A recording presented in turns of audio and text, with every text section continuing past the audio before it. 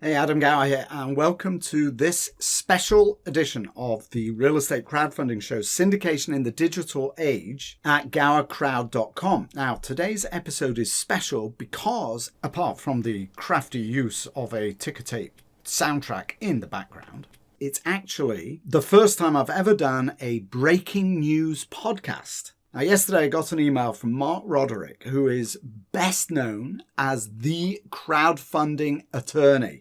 In fact, his website is crowdfundingattorney.com, and the email had in it two very important announcements from the SEC. The first one covers commissions that you can pay.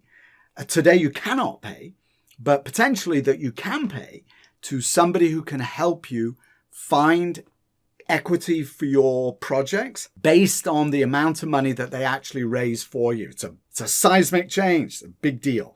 And the second pertains to the addition of non-accredited investors and the way that they can be brought into deals that would normally only be available to accredited investors. Very, very important stuff. Absolutely breaking, absolutely brand new. Neither of these things are law yet, right? So to be clear on that. But yesterday I called Mark, I asked him if he would do a podcast, and that's what you're going to hear about today. You're going to get the full scoop here first. And it's important that you act on what you hear in today's podcast, because what this is going to do is going to change the landscape dramatically over the next few months. Once these laws take effect, the opportunity for you to raise money for your deals and the tools that you will have available to you are going to dramatically increase. And so before they take effect, get ready for them by building up your website, by getting content on your website. Do it now. Don't delay. Now is the time to act. They say that crowdfunding looks like a hockey stick in terms of the way it's growing. Forget it. This is the neck of the hockey stick. The growth has barely started. This podcast was booked yesterday, recorded this morning. By the end of today, I will have 20 pieces of content, including this podcast and an article and dozens of posts on social media, a bunch of short videos. Content is king. And that's how you're going to conquer crowdfunding, is by creating your own content, factoring it so you can get it out online in huge amounts of volume without too much effort, very, very quickly. Check out my website, gowercrowd.com. I just published a brand new book. It's called Syndicate, and you can get it on the website. It might not be there. I think we're going to launch it this weekend. So if it's not there today, check tomorrow.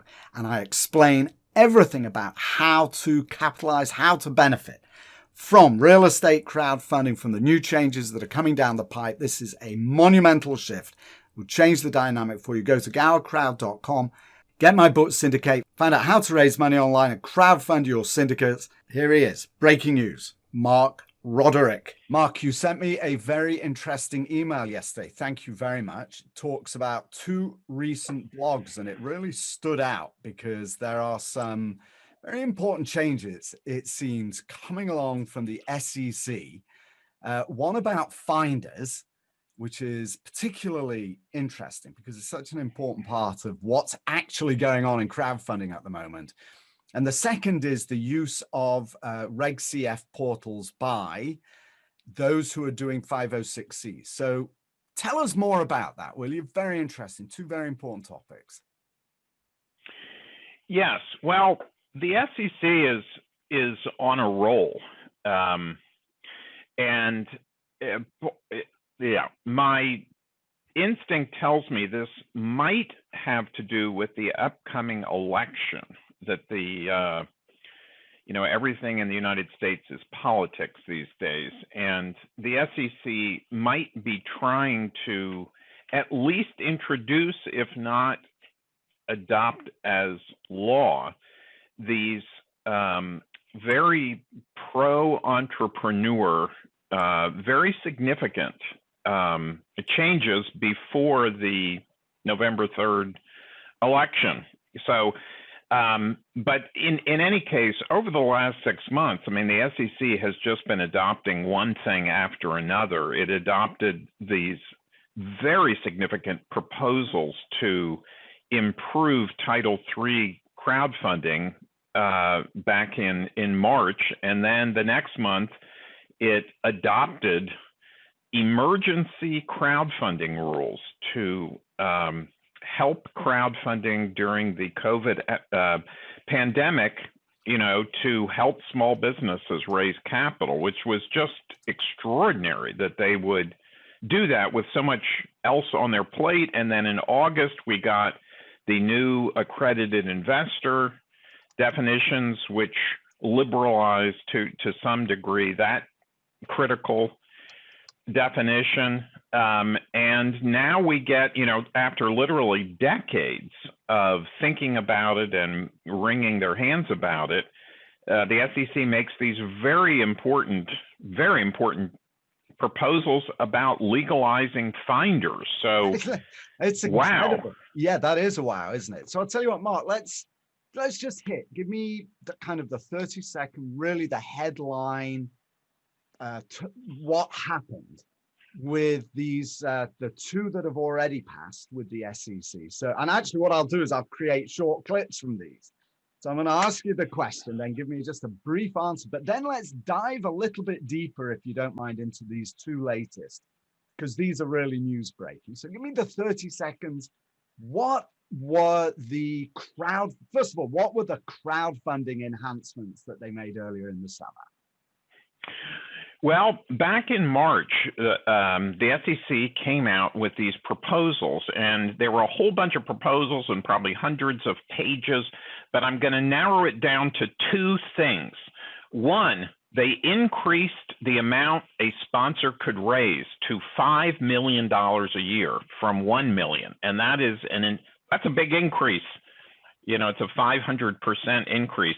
And the second thing they did is eliminated the limits on how much an accredited investor could invest in a Title III offering. And those two things together are extraordinarily important. Either one would have been important, but together they are so important that the focus of private fundraising is now going to change from old-fashioned private placements, whether done offline or online. It's going to change from Rule 506, whether 506B or 506C, to Title III crowdfunding. That is absolutely going to happen. That's how, and we're talking about, you know, a multi-billion-dollar industry. So right, that's going to be the effect. Being a linguist, I would like to translate, if you don't mind, for somebody who is not sure. as knowledgeable about the law as you are. What that means is that somebody who, I mean, tell me actually, but my understanding, what that means is somebody raising up to 5 million using 506, Reg D 506, B or C, it doesn't really matter. But the point is they can now bolt on Reg CF.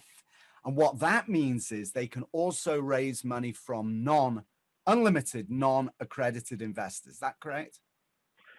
That is correct. And not only that, Adam, the portals who are the intermediaries in these transactions, by becoming licensed funding portals, which you have to be in Title III, they can legally take commissions.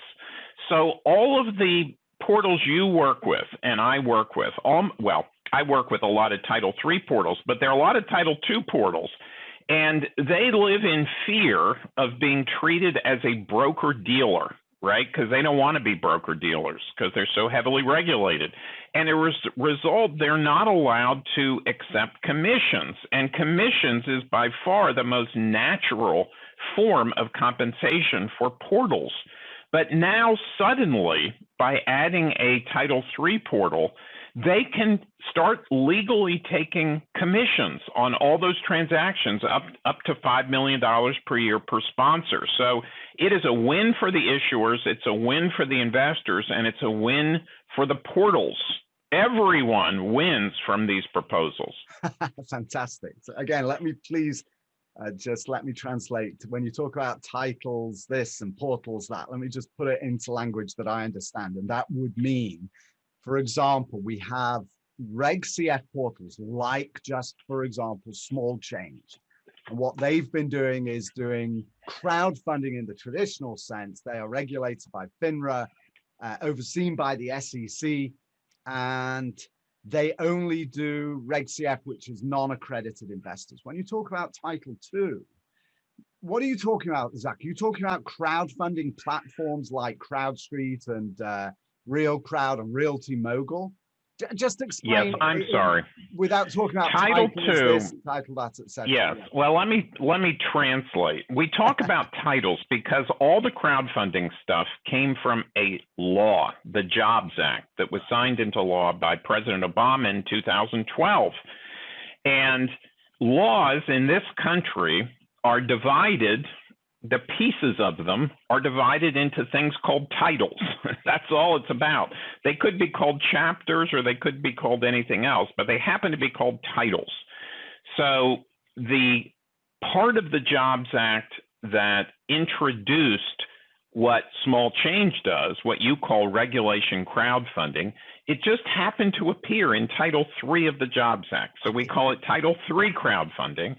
Whereas the changes to Rule 506 that allowed general solicitation were in Title II of the Jobs Act. So yes, people like Real Crowd and CrowdStreet and so many others rely on Rule 506C, which we refer to as Title II crowdfunding. Right. And is that a good translation? Yes, perfect. And therefore, the shift means that those sites like CrowdStreet, Realty Mogul, Real Crowd. I don't want to leave anybody off, but that's because I know all about it. I don't want to offend anyone. But what that means is that they can now raise money from non-accredited investors. That's the bottom line, is it? So a sponsor. It is the bottom line, and not only can, but should right away. And what about a sponsor that doesn't list on those sites, but who instead puts up a website and says, please come and invest with me? Can they also now use these new changes to raise from non-accredited investors up to 5 million of an individual raise? No, because regulation crowdfunding, which allows non-accredited investors, which is the same as Title III crowdfunding, which is the same as Reg CF or all these other acronyms, must be done on a portal. And it must be done on a portal that the sponsor doesn't own. So one of the most common questions I get, a sponsor calls me, we do a lot of deals. The sponsor says, can I set up my own Title III funding portal? And the answer is no. The owner of the portal and the sponsor have to be two different, completely separated people. So sponsors trying to raise money from non-accredited investors using Title III have to find somebody else's portal to list on. Got it. And so the difference means that now the CrowdStreets and the Real Crowds and Realty Moguls of the world, they can now apply to be a Reg CF funding portal and should. That's the point you're making, right? Absolutely. Okay. So now a sponsor, once they do that, and they get approved, etc., they go through all the paperwork. Once they do that, a sponsor can now list on those platforms, and through them they can raise from non-accredited investors, which is something they were unable to do before. That's right. And I'm just going to, and you can edit this out if you want, but the reason they should is not just because they're going to make more money, and they will absolutely make more money. You know, those sites are now appealing to 10 million American households. If they offer Title III, they will appeal to 120 million American households. So the pool of capital becomes much, much deeper. But just as important, and you knew I was going to say this in this podcast, we have this terrible situation in America of growing, deep and growing wealth and income inequality. And this is something that crowdfunding can help address, which is one of the reasons it's so cool. But those sites, the Crowd Streets and the Real Crowds, they have these terrific deals, terrific real estate investments that used to be only for very wealthy people. Now, because of Title II crowdfunding, they've been made available to the 8 million American accredited investors. But by using Title III, these sites can make these opportunities available to 150 million Fantastic Americans, and they should. It's good for them, and it's good for the country. Fortunately, those two things are not in tension. Everyone wins. So you knew I was going to say that because that's what my blog post says. I know you're passionate about that, and it's very interesting. I'm going to ask you something about that as we wrap up, but I want to save it. I've just tapped out a reminder not to forget to ask it. I do want to ask you, and we're spending a lot of time on these earlier changes. I'm particularly interested in the ones that you announced yesterday in your email. But before we go there, the expansion, the expansion to unlimited investment in a Reg CF deal for an accredited investor. What was the deal with that? I mean, why was there ever any kind of restriction on that? Well, it was a mistake. There's an old saying you've probably heard, there are two things you never want to see being made. One is sausage, the other is law. That's right. You told me that. And so when the Jobs Act was being written, like all legislation, it just gets marked up in overnight drafting sessions of people throwing in things at the last minute, and probably no one thought about it. They just thought, oh, this is a new kind of crowdfunding, new kind of capital formation. It's very dangerous, because there's no SEC review. We're allowing in non-accredited investors. So we're going to limit how much each person can invest, because by definition, we're going to limit how much they can lose. And no one in the process stepped back and thought, but wait a second, accredited investors in Reg D can invest as much as they want anyway. Why would they be limited here? It just didn't occur to anyone. So now it has occurred to them, and now accredited investors are treated the same across all the different kinds of capital raising. Reg A, Regulation A, accredited investors can invest anything, non-accredited are limited. Reg D, accrediteds can invest anything, and now in Title III, or regulation crowdfunding, accrediteds can also invest anything. So this was very much a fix rather than a, policy change. Right. While I've got you, and again, still dying to go to your email from yesterday, just summarize for me what is the actual implications of the expansion of the accredited investor standard? Because it seemed like it really just, to me, the way I read that was that it included a group of people, primarily those with broker-dealer qualifications who were probably already accredited. So it moved it from being an income and wealth-based proxy for knowledge or awareness or ability to fend for yourself, to one that was education-based. But I didn't see that it really made a lot of actual practical impact on the population of accredited investors. Can you talk about that a little before we move on to the other two?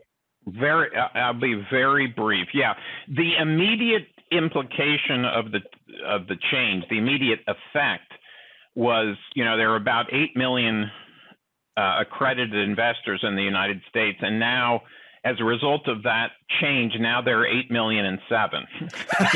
That's exactly my point. It didn't have it, but the camel's nose under the tent, which was certainly intentional. The real significance is the SEC explicitly is inviting educational institutions and regulatory organizations like FINRA to develop a test, like the SAT, to test whether you have sophistication.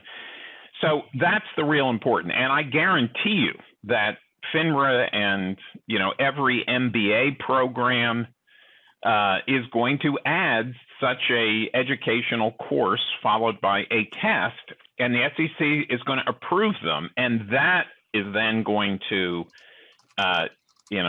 very significantly increase the pool of accredited investors over time.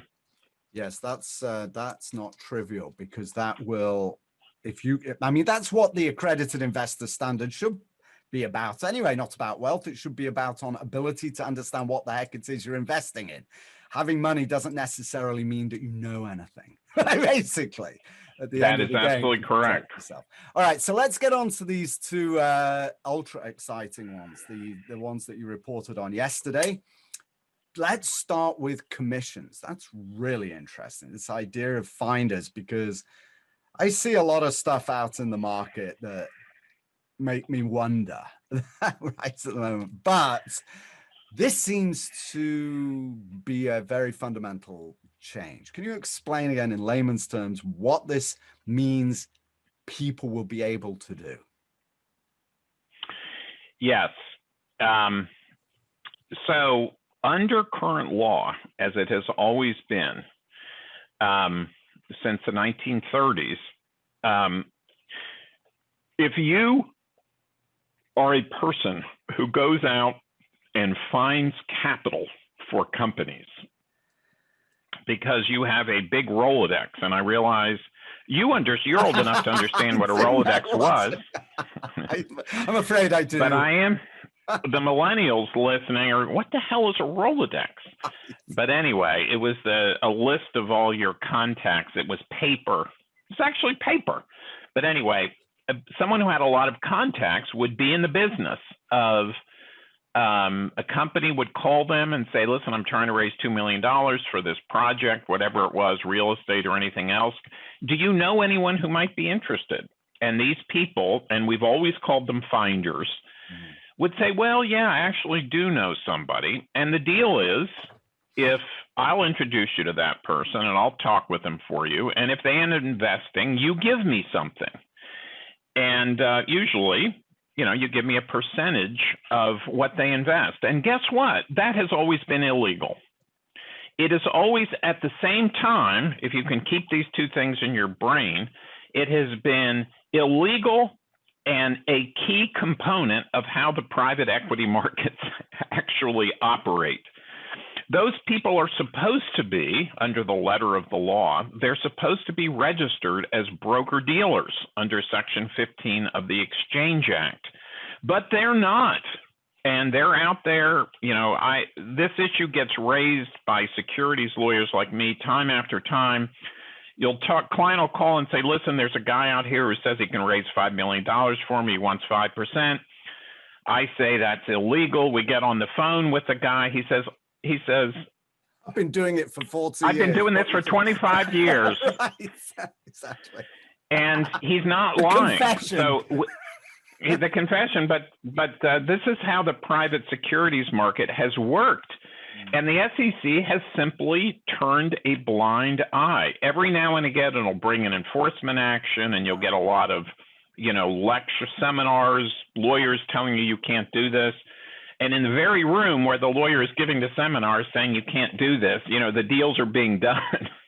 So the SEC literally for decades has been wringing its hands, and it's always being told, you got to come up with some rules because this is happening. You might as well regulate it. So that's the background. The facts on the ground is this is being done. So what happened, whenever it was last week, finally, after literally decades, the SEC has made proposals to legalize, under some circumstances, what finders do. And this is enormously important. It is seismic. So let me ask this, though. First of all, it's not law, so you can't go out and do it yet, technically. But if it becomes law, and I know I'm asking you to predict how it might look, but what would it mean? Would you just fall under the category naturally in some way, or would you have to apply to be and fill out some kind of application to be an official finder and be No, there. certified? Yep, I understand. No, there is as proposed. There is no licensing about it. It is really just a question of having two contracts. One, the finder has a contract with the issuer. The company's trying to raise money, and it says what the finder's going to do and how he's going to be compensated. And two, a contract, a disclosure with the investors. Investors need to know that if they're dealing with Adam and Adam is being compensated as a finder, investors need to know that, because, you know, they might then be a little more wary of what Adam is telling them about this fabulous opportunity, knowing Adam will take a piece of the action. But that's it. There is no licensure at all. Phenomenal. Now, does that also mean that if a deal goes wrong, liability will now transfer to the finder as well for having raised money? Not simply for having raised money. The finder will be sold it, etc. Yeah. The finder will not necessarily be I mean, no one's liable if a deal just goes bad. The finder's going to be liable if he lied about the deal, under just the general anti-fraud rules, as finders are now. You know, this is not increasing a finder's liability. In fact, finders have an enormous exposure now because what they're doing is illegal, and therefore, even if a deal just goes bad, you know, the real estate market collapses and people lose their money, the finder is liable as an unlicensed broker dealer. That's current law. So the net effect of these proposals is to dramatically reduce the finder's legal liability.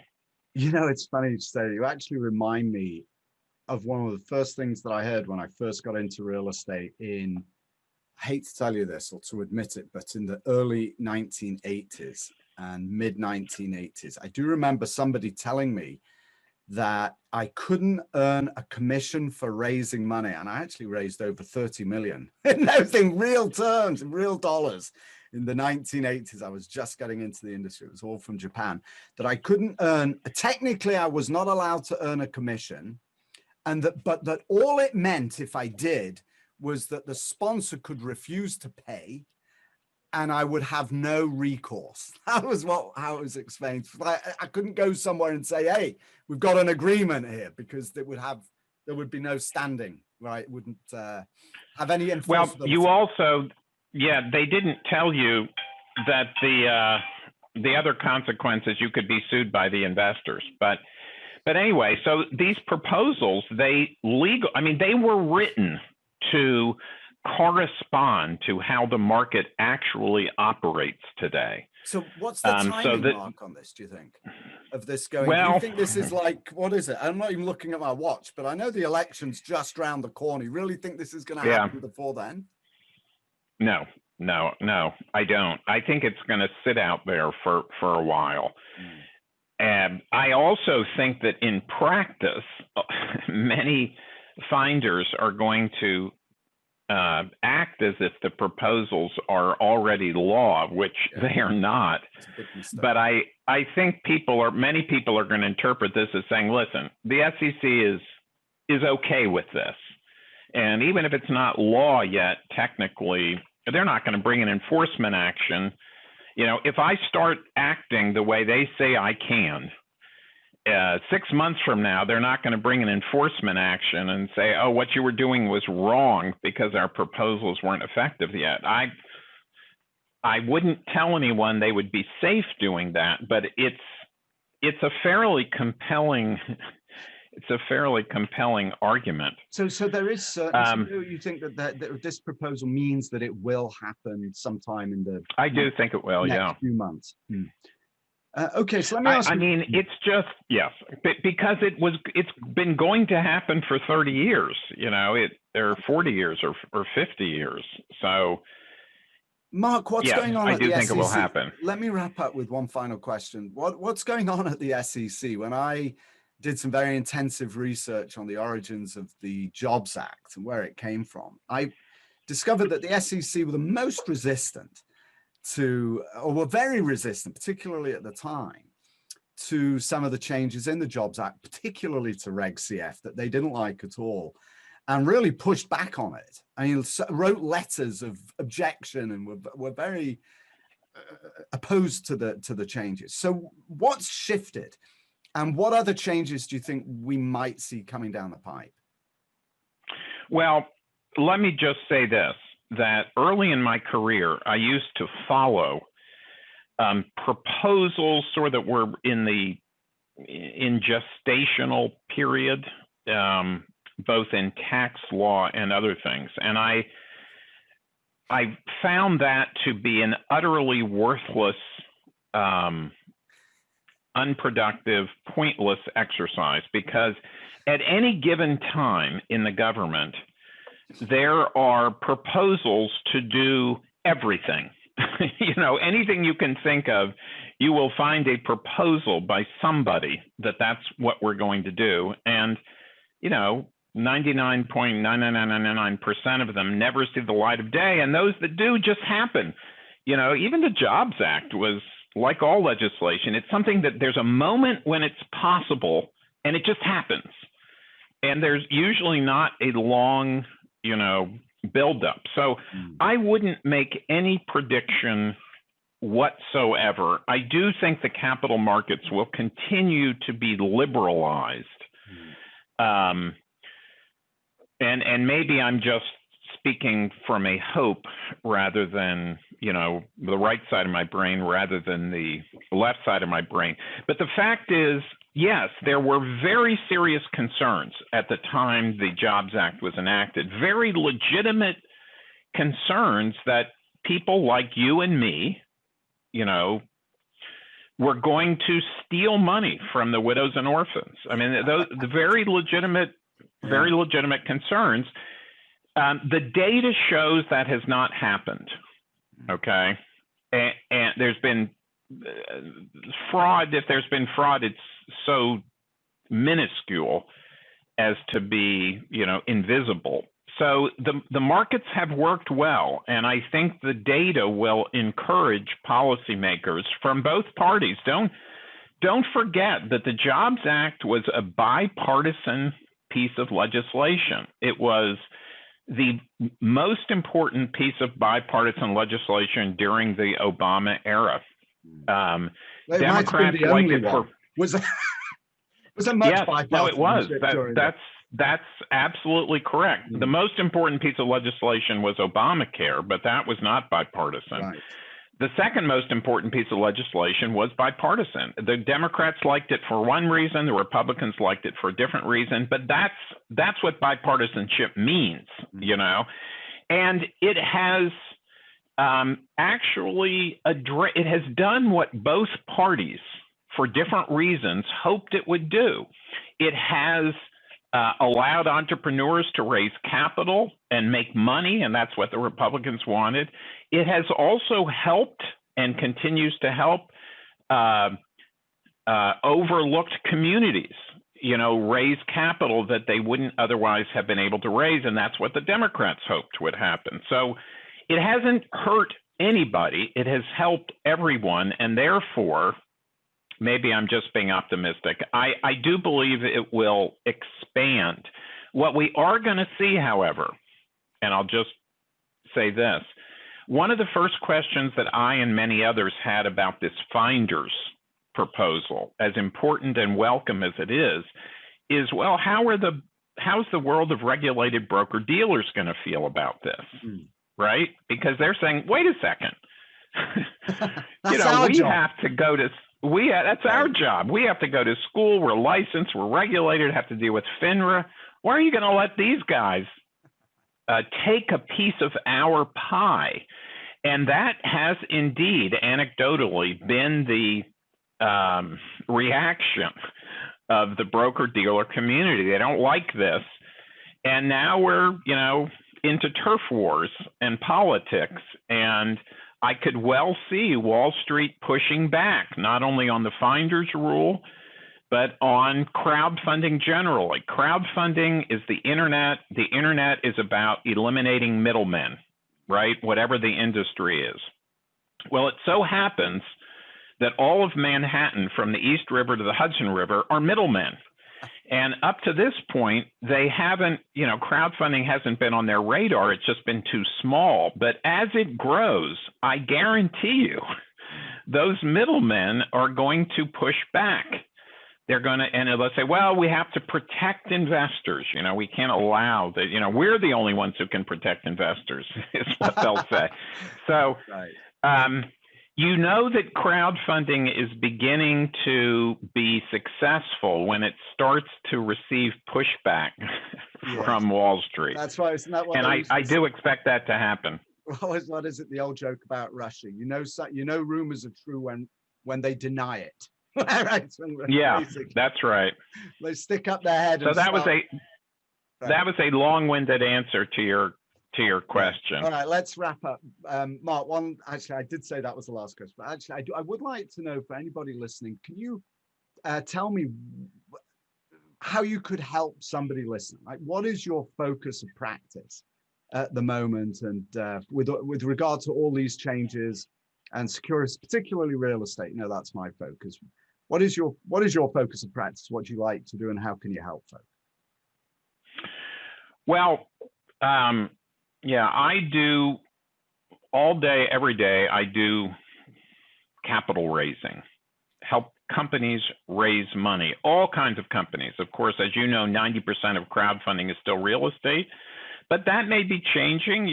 I just yesterday started dealing with a big, successful medical device company. We're going to do a nice Regulation A offering. So anything about capital formation, I have some terrific ideas of what finders should do, for example. So if you're a finder and you want to build a legitimate business, I have some good ideas about how you can really do it, supersize it. So anything having to do with capital formation, I probably can, offer some helpful advice. I hope I can, at least. What a teaser. All right, perfect. So we'll leave it right there. I love that. Thanks so much, Mark. It's an enormous pleasure. I'm really glad we did this. I'm going to punch this out as fast as possible. It's very current. Thank you for your time this morning. Thanks, Adam. That was fun. That was really fun. All right, that was Mark Roderick, crowdfunding attorney. You can find him at crowdfundingattorney.com or at lexnovalaw.com. And the highlight to me of all of this is that you will be able to pay a finder's fee to somebody who brings you investors based on how much they actually raise for you. Now, keep in mind, nothing that Mark said and nothing that I'm saying is legal advice, and these laws have not come into effect yet. But now is the time to prepare, right? This is the time to make hay and be ready for when these changes come into place. This is going to dramatically shift the way that capital is raised for real estate. Go to gowercrowd.com repeatedly, because my new book, Syndicate, may not be up today, but it's going to be up tomorrow. So go there, find my book, Syndicate. I reveal all my secrets for how to get up and in motion raising money online. Now is the time to do that. It's all there at gowercrowd.com. Mark, thank you so very much for joining me today at the last minute, for putting this podcast together. Very exciting. Can't wait to hear more from you about more things as they come up. In the meantime, thank you also for tuning in and for listening to today's very exciting podcast. That's all for this episode. I'll see you next time. And in the meantime, stay well. And for now, this is Dr. Adam Gower signing off.